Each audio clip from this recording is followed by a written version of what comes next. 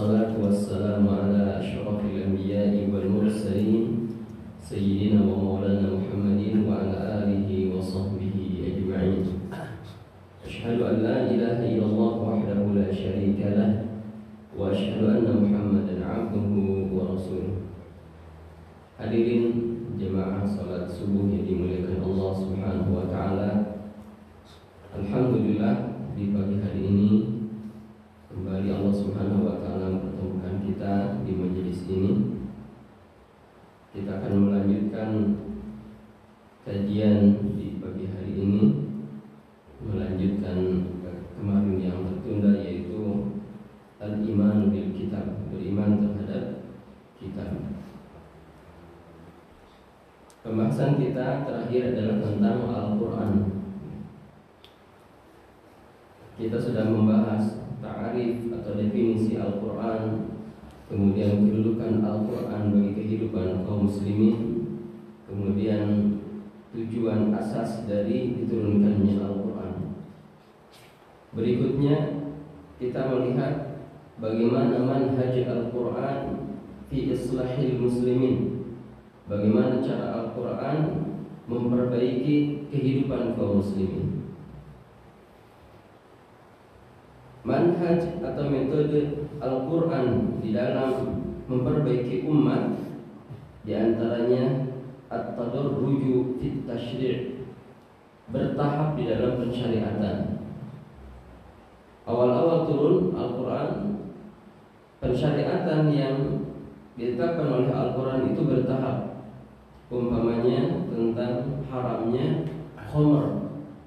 Kita tahu bahwa khamr itu adalah minuman yang akrab dengan orang-orang Arab jahiliyah.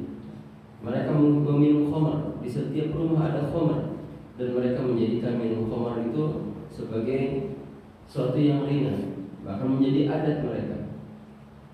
Di mana-mana ada khamr, semuanya meminum khamr, dan mereka sudah terbiasa minum khamr.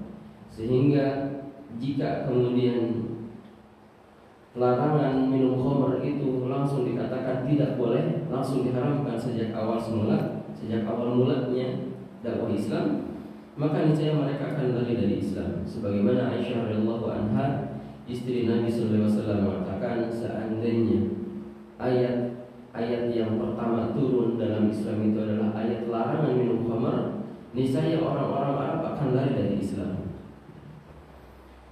Lalu bagaimana Al-Quran melarang khamr, padahal ia sudah menjadi kebiasaan orang-orang Arab? Pertama, Al-Quran menyentil hati mereka, pikiran mereka. Ayat yang turun awal-awalnya adalah firman Allah Subhanahu wa taala, yas'alunaka 'anil khamri wal maisir qul fihima ithmun kabirun wa manafi'u linnas. Orang-orang bertanya kepadamu Muhammad tentang khamr, katakanlah dalam khamr itu ithmun kabirun, ada dosa yang besar, wa manafi'u linnas, dan ada manfaat bagi manusia. Disebutkan dulu tuh, ada manfaat dan ada dosa, sehingga orang-orang yang terbiasa minum khamr sadar, ternyata bahwa pada khamr itu memang ada manfaatnya, tetapi ada dosa juga. Wa ithmuhuma akbaru min nafihima, dan dosanya lebih besar, lebih banyak daripada manfaatnya. Sehingga kemudian mulailah orang-orang menimbang-nimbang, kalau saya minum khamr memang ada manfaatnya sedikit bagi tubuh saya, tetapi dosanya juga besar, bahkan lebih besar daripada manfaatnya. Itu dulu, ya. Itu dulu tuh ayat yang awal-awal turun berkaitan dengan khamr. Lalu kemudian setelah sekian lama turun lagi ayat, ya, di mana Allah Subhanahu wa taala membatasi waktu minum khamr dengan firman-Nya, la taqrabus salata wa antum sukara. Ya, Allah katakan, ya ayyuhalladzina amanu la taqrabus salata wa antum sukara.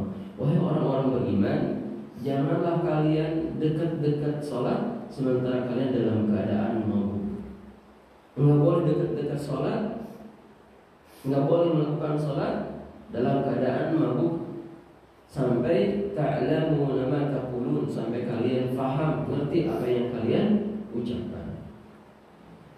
Ya, Allah Subhanahu wa taala di ayat ini sebenarnya hendak membatasi waktu minum khamr.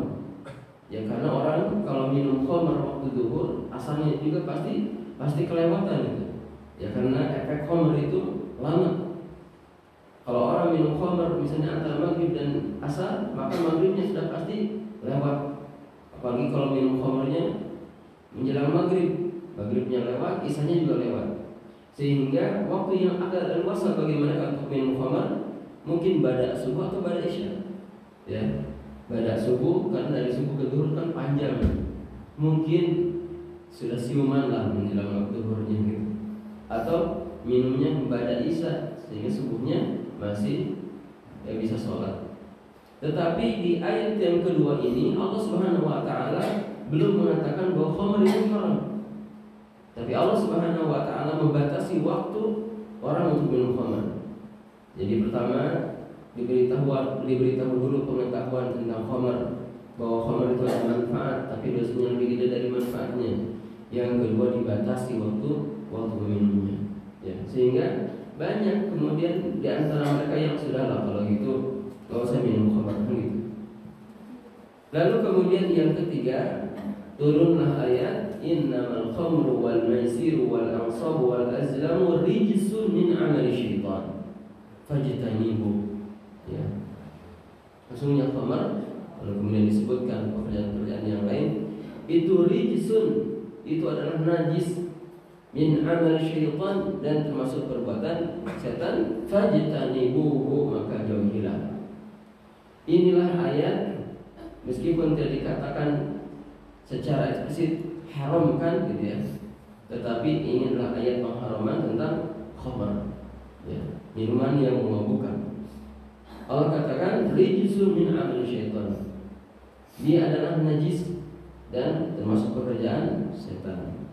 Maka kita lihat setelah turun ayat ini, maka orang-orang menumpahkan gentong-gentong mereka yang berisi khamr. Mudah bagi mereka untuk berhenti dari khamr setelah sebelumnya oleh Allah Subhanahu wa taala diketuk hatinya, diberikan pengetahuan, diberikan ilmu tentang besarnya dosa pada khamr. Lalu kemudian dibatasi waktu untuk minum khamr itu. Inilah yang dimaksud dengan tadarruj fit tasyri', bertahap di dalam pensyariatan. Hadirin rahimakumullah. Kemudian manhaj Al-Qur'an di dalam memperbaiki umat, Al-Qur'an turun dengan pengulangan-pengulangan.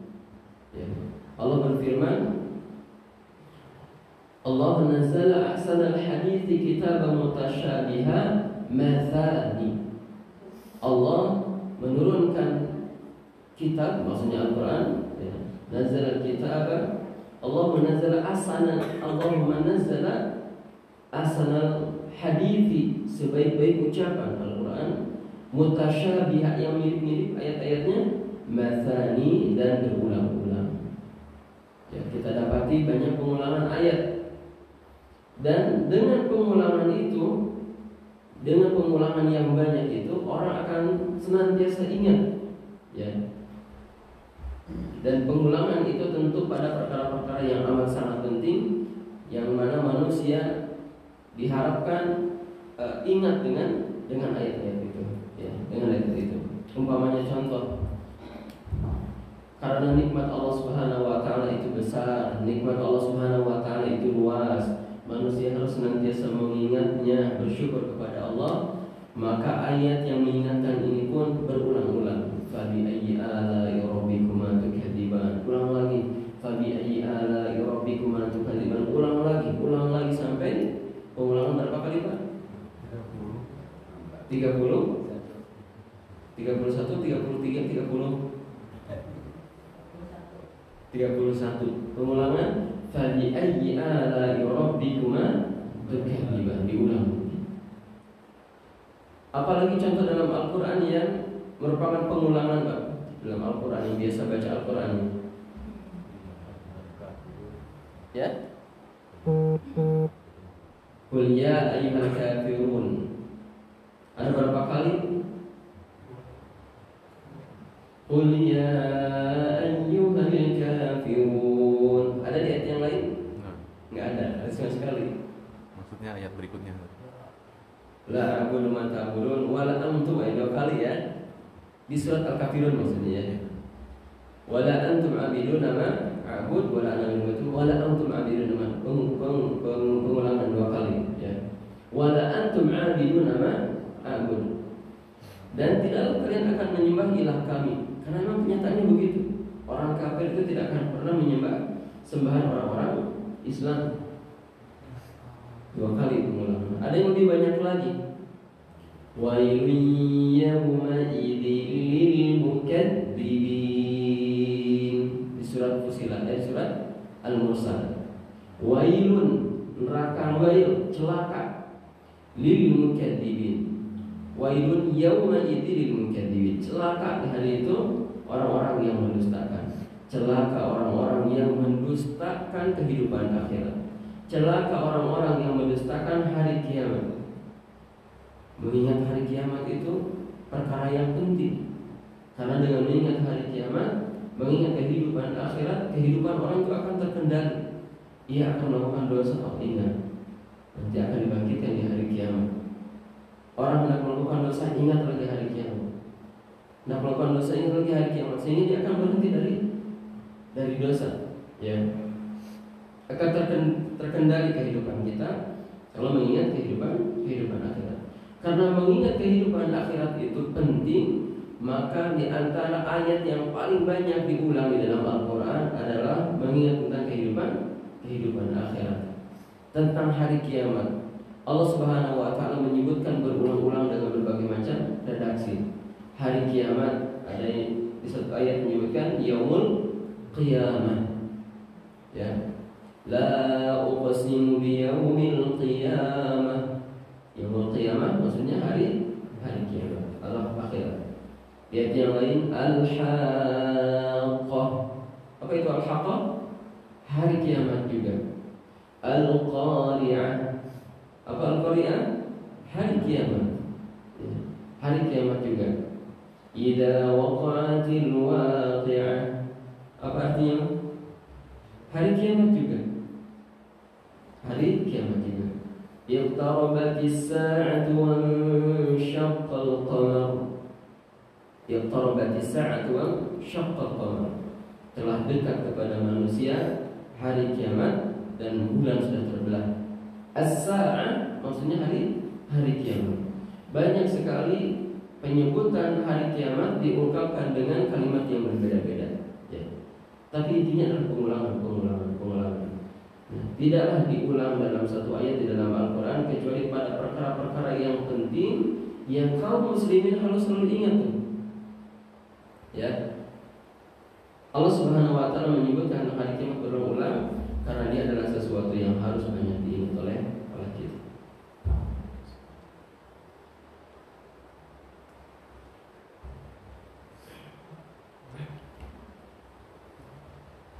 At-tikrar, ya, pengulangan. Dengan pengulangan itu kita akan senantiasa diingatkan oleh Allah Subhanahu wa Ta'ala pada perkara-perkara yang penting. Kemudian Al-Quran istiqra'ut tarikhi lil'ibarah, membacakan untuk kita tarikh, ya, kisah atau perjalanan hidup untuk diambil ibarah. Sepertiga dari Al-Quran itu kisah-kisah, Pak. Ada kisah-kisah para nabi, ya, kisah-kisah Nabi Yusuf, Nabi Yunus, Nabi Nuh, Nabi Musa, Nabi Hud, Nabi Sulaiman dengan umatnya. Kisah para nabi, kisah para rasul. Ada juga kisah-kisah yang menyebutkan tentang seseorang yang mana dia bukan nabi, bukan juga seorang rasul, tetapi di dalam kehidupan mereka ada ibrah. Umpamanya tentang Maryam, tentang Luqman Hakim, tentang siapa lagi, Pak? Dzulqarnain di surat Al-Kahfi. Terus Imran, ya, keluarga Imran. Imran ini bukan nabi, bukan rasul, okay? Bukan nabi, bukan rasul, tapi disebutkan di dalam ayat. Karena di dalam kehidupannya ada ibar, ada pelajaran bagi kita semua. Dan yang menarik pada Imran ini, Bapak Ibu sekalian, Allah Subhanahu wa taala berfirman, "Innallaha astafa Adama wa Nuha wa ala Ibrahim wa ala Imran 'ala al-'alamin." Allah mengatakan sesungguhnya Allah telah memilih, Innallaha astafa Adam, telah memilih Adam, telah memilih Nuh, telah memilih keluarga Ibrahim, dan telah memilih keluarga Imran. Yang disebutkan, 4 orang yang disebutkan di ayat ini adalah para nabi dan rasul kecuali Imran. Ya, Allah mengumpulkan Imran dengan Adam, dengan Nuh, dengan Ibrahim. Padahal siapa ini Imran? Ya, Imran ini siapa? Sampai kemudian namanya disebutkan oleh Allah Subhanahu wa taala dalam Al-Qur'an disandingkan dengan nama para nabi. Nabi Ibrahim, Khalilullah, kekasih Allah Subhanahu wa taala, bapaknya tauhid, disandingkan lagi dengan Nabi Nuh. Ya, orang yang atau seorang nabi yang bersabar di dalam dakwahnya, dia bersabar siang dan malam, dan termasuk hamba pilihan Allah Subhanahu wa taala. Demikian juga Adam, bapaknya manusia, nabi dan nabinya, atau bapaknya para nabi, atau bapaknya manusia bahkan. Ya. Nah, ternyata dikaji oleh para ulama ada keistimewaan pada Imran, khususnya pada keluarganya. Maka penyebutannya bukan Innallaha astafa Adam wa Nuhan wa Ibrahim wa Imran, bukan, tapi ala Ibrahim wa ala Imran, keluarga Ibrahim dan keluarga Imran. Jadi yang menonjol, yang istimewa dari Imran itu bukan cuma dirinya, tapi keluarganya, istrinya dan anak-anaknya. Ini perlu kajian khusus tentang keluarga Imran, ya, sebagai pelajaran bagi keluarga-keluarga muslim. Hadirin rahimakumullah, Allah Subhanahu wa taala di dalam Al-Qur'an menyebutkan berbagai macam kisah yang ada pelajaran di dalamnya. Ahsanul qasas, kisah yang ada dalam Al-Quran adalah sebaik-baik kisah.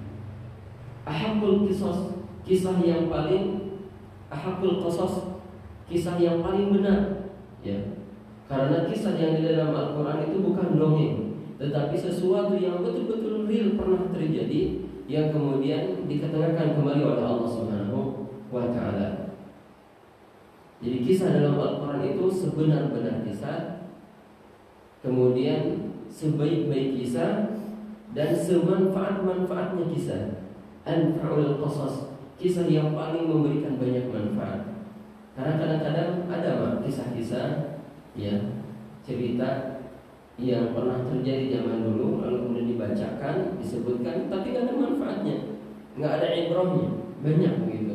Tapi Al-Quran, kisah yang ada dalam Al-Quran adalah kisah yang memuat banyak faidah, banyak manfaat bagi kehidupan kita. Ya. Kemudian bagaimana dampak Al-Quran dalam atau bagi kehidupan umat ini? Luar biasa. Al-Quran ini pertama mengeluarkan manusia minasyirki ila tauhid, mengeluarkan manusia dari kesyirikan kepada tauhid. Dengan Al-Quran akhirnya manusia mengesahkan Allah Subhanahu wa taala, menyembahnya kepada Allah Subhanahu wa taala, dan meninggalkan ilah-ilah selain Allah Subhanahu wa taala. Ya. Orang-orang Arab sebelum Al-Quran turun, mereka menyembah kepada berhala-berhala, menyembah kepada visualisasi karuhun mereka, nenek moyang mereka, ya. Lata, Uzza, Manat, Hubal, itu kan orang-orang soleh mereka. Ya. Jadi berhala-berhala itu adalah visualisasi dari orang-orang soleh mereka dahulu. Jadi mereka punya orang soleh, mereka dulu punya orang-orang yang dianggap dekat dengan Allah Subhanahu wa taala. Lalu untuk mengingat mereka dibuatlah patungnya. Awalnya nggak disembah, cuma dibuat patungnya saja, supaya orang-orang mengingat kebaikan-kebaikannya, supaya orang mengingat kesolehannya.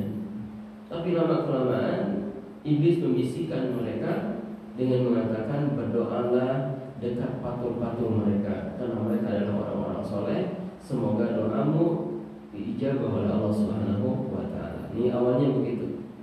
Lalu kemudian lama kelamaan setan membisikkan kepada mereka, berdoalah kepada Allah lewat perantara berhala-berhala itu karena mereka adalah orang-orang soleh yang dekat dengan Allah. Kalau kamu langsung berdoa kepada Allah, meminta kepada Allah, kamu banyak dosa, kamu banyak kesalahan, maka berdoalah kepada Allah lewat mereka karena mereka orang-orang soleh yang dekat dengan Allah, sehingga dengan demikian doa akan dikabul. Begitu. Sehingga akhirnya mereka berdoa kepada berhala-berhala, dan itu adalah kesyirikan. Oleh sebab itu orang-orang Arab jahiliyah ketika ditanya kenapa kalian berdoa kepada berhala-berhala, minta tolong kepada berhala, menyembah kepada berhala, mereka mengatakan, "Ma na'buduhum." Kami tidak menyembah berhala-berhala itu. Kami tidak berdoa kepada berhala-berhala itu illa liqarribuna ila Allahi zulfa. Kami jadikan berhala-berhala itu sebagai sarana yang membuat kami makin dekat dengan Allah. Kami jadikan dia sebagai sarana yang menyebabkan doa-doa kami terkabul. Itu ternyata Pak. Ya, jadi nggak boleh orang itu berdoa kepada karukun-karukun, kepada orang-orang soleh, syekh-syekh, wali-wali, lalu kemudian disampaikan doa-doa dan hajat kepadanya dengan harapan doanya disampaikan kembali kepada Allah Subhanahu wa taala. Ya. Kalau begitu keadaannya, apa bedanya dengan orang-orang musyrik jahiliyah dahulu gitu. Ya, makanya hati-hati dengan ziarah-ziarah di makam wali itu Pak. Ziarah itu boleh karena dia syariat Islam juga. Tetapi fungsi utama ziarah itu untuk mengambil pelajaran dari kematian. Ya. Mengambil pelajaran dari kematian lalu kemudian mendoakan ahli kubur dengan doa ampunan gitu. Bukan meminta, bukan menyampaikan hajat-hajat kebutuhan-kebutuhan. Ya, karena yang ada di dalam kubur itu kalau dia orang soleh, maka dia sudah sibuk dengan kenikmatan yang Allah Subhanahu wa taala berikan kepadanya. Dan kalau dia orang yang kafir, yang orang fasik, maka dia sedang sibuk dengan siksa kubur. Ya. Tidak mendengar doa-doa kita, tidak mendengar keinginan-keinginan kita. Ya. Walladzina tad'una min dunihi ma yamlikuna min qitmir in tad'uhum la yasma'u du'aakum. Kalau kalian berdoa kepadanya, mereka tidak mendengar doa-doa kalian. Walau sami'u, dan seandainya mereka mendengar pun, mastajabu lakum, mereka tidak bisa mengijabah doa-doa kalian. Ya, tidak bisa mengijabah doa-doa kita. Maka kalau orang berziarah ke makam wali, lalu kemudian dia berdoa, ya Syekh, kami ingin ini, kami ingin itu, sampailah kepada Allah, maka apa yang dia lakukan itu persis sama dengan apa yang dilakukan oleh orang-orang musyrik jahiliyah. Mereka disebut orang musyrik itu karena itu. Maka orang muslim yang berdoa kepada kubur, kepada ahli kubur, dan berharap doanya disampaikan oleh penghuni kubur kepada Allah, maka mereka telah melakukan kesyirikan. Namanya ziarah, tapi prakteknya kesyirikan. Al-Quran mengeluarkan manusia dari kesyirikan kepada atau banyak ayat-ayat yang memerintahkan orang-orang muslim mengesahkan Allah Subhanahu wa taala. Wa'budullaha wa la tusyriku bihi syai'a. Sembahlah oleh kalian Allah dan jangan menyekutukannya dengan satu apapun. Qul huwallahu ahad. Katakan Allah itu esa, gitu.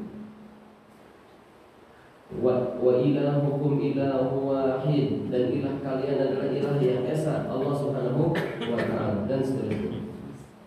Kemudian Al-Qur'an juga yukhrijuhum minadh dhulumati ila nur, mengeluarkan mereka dari cahaya dari kegelapan kepada cahaya. Mengeluarkan mereka dari kegelapan kepada cahaya. Dari kegelapan jahiliyah kepada cahaya ilmu, dari kegelapan jahiliyah kepada cahaya Islam, dari tidak mengenal halal haram Allah kenalkan halal haram, tidak mengenal hak dan batil. Allah kenalkan sehingga kemudian kita mengenal ini hak, ini batil, ini boleh, ini enggak boleh, ini disukai Allah, ini dibenci oleh Allah, ini sunnah, ini bid'ah dan seterusnya. Ya, orang itu sebelum dia mengetahui yang benar dan yang salah, sebelum dia mengetahui ini yang diperintahkan Allah, ini yang dilarang, sebelum dia mengetahui mana perkara yang diperintahkan dan mana yang dilarang, maka sesungguhnya dia di dalam keadaan jahiliyah. Jadi orang jahiliyah itu bukan yang sekedar tidak bisa baca tulis, Pak. Apakah orang hari ini ada yang jahiliyah? Banyak. Orang itu kalau dia tidak mengenal Islam, tidak mengenal ajaran Islam, tidak mengenal petunjuk Islam bagi kehidupannya, bagaimana kehidupan beribadah kepada Allah, bagaimana hidup berumah tangga dengan petunjuk Allah, mana hal yang harus ia jauhi dan mana yang harus ia lakukan. Selama dia belum mengetahui itu, hakikatnya dia jahiliyah. Tidak mengenal Allah, tidak mengenal Rasulnya, tidak kenal perkara-perkara dasar di dalam agama, dia jahiliyah. Ya. Jadi jahiliyah itu bukan hanya sekedar tidak bisa membaca, tidak mengenal tulis, baca tulis, tetapi lebih luas. Nah, Al-Quran mengeluarkan manusia dari kegelapan jahiliyah ini kepada cahaya ilmu, kepada cahaya Islam. Mengeluarkan mereka dari kegelapan maksiat kepada cahaya ketaatan kepada Allah Subhanahu wa taala. Minal adawati ilal muhabbah. Mengeluarkan mereka dari permusuhan kepada saling mencintai. Ya. Kita tahu sebelum Islam datang, orang-orang Arab itu mudah sekali berperang. Umpamanya orang-orang Madinah itu, orang Yathrib. Di Yathrib ini ada dua suku besar, Aus dan Khazraj, yang berperang selama ratusan tahun. Berperang terus, ya. Selama beberapa bulan perang lagi, tunda berapa tahun perang lagi. Hanya karena masalah sepele, masalah dagang, masalah wanita, masalah batas tanah, berperang terus ratusan tahun. Tapi setelah Islam datang, mereka kemudian memeluk Islam, maka jadilah mereka kaum yang saling mencintai sampai hari ini. Tidak pernah lagi terjadi perang. Sebelumnya perang ratusan tahun, lalu kemudian mereka masuk Islam. Dengan Islam, di dalam naungan Islam, mereka tidak pernah lagi berperang sampai hari ini. 1400 tahun. Demikian juga orang-orang Arab umumnya, ya. Karena secara umum orang Arab itu adalah orang yang bermusuhan satu sama lain, ya, karena beratnya kehidupan mereka. Setelah Islam datang, mereka bahkan saling mencintai. Minadillati ilal izzah, mengeluarkan mereka dari kehinaan kepada kemuliaan. Orang-orang Arab atau Jazirah Arab itu tidak ditengok oleh Romawi, tidak ditengok oleh Persia, tidak ditengok juga oleh India, ya, yang waktu itu merupakan kerajaan besar. Tidak ditengok oleh kebudayaan manapun. Mengapa? Karena tidak ada apapun yang bisa mereka ambil. Ya. Jazirah Arab hanya negeri yang tandus, kemudian orang-orangnya orang-orang yang lapar dan bodoh. Ya. Orang-orang yang lapar, orang-orang yang bodoh, tidak berilmu. Nggak ada manfaat yang bisa mereka ambil seandainya mereka menjajah negeri itu atau menjadikan Jazirah Arab sebagai bagian dari negeri mereka. Ditinggalkan, nggak memiliki nilai sama sekali.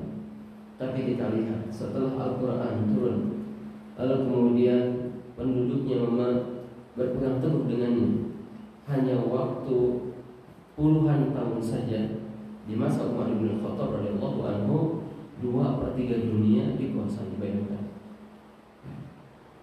hanya dalam waktu berapa puluh tahun 2/3 dunia dikuasai. Persia yang besar, imperium besar saat itu, ditaklukkan, dikalahkan, dicerai-beraikan. Kemudian orang-orangnya, penduduknya masuk agama Islam. Jazirah Arab sudah punah, dikuasai oleh kaum muslimin. Dan jadilah mereka sebagai kaum yang memiliki izzah, memiliki kemuliaan, disegani oleh musuh-musuhnya, ditakuti oleh musuh-musuhnya dengan Al-Quran, ya, dengan Al-Quran ini, sehingga jauhlah mereka dari kehinaan.